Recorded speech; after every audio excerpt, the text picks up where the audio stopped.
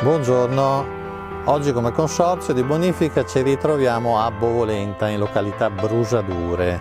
L'intervento che oggi faremo vedere è denominato Camolin. Si tratta di uno scolo anche relativamente corto, circa 900 metri, che va a risolvere un problema di allagamenti frequenti in una zona in prossimità del Bacchiglione.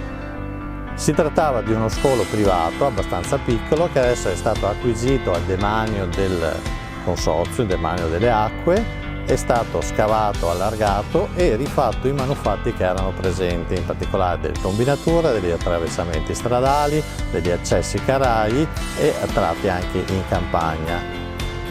Il finanziamento di questi lavori è quello che viene denominato altipiano, un grosso finanziamento che il consorzio ha ottenuto negli anni passati, che riguardavano principalmente i canali altipiano e altri piccoli interventi.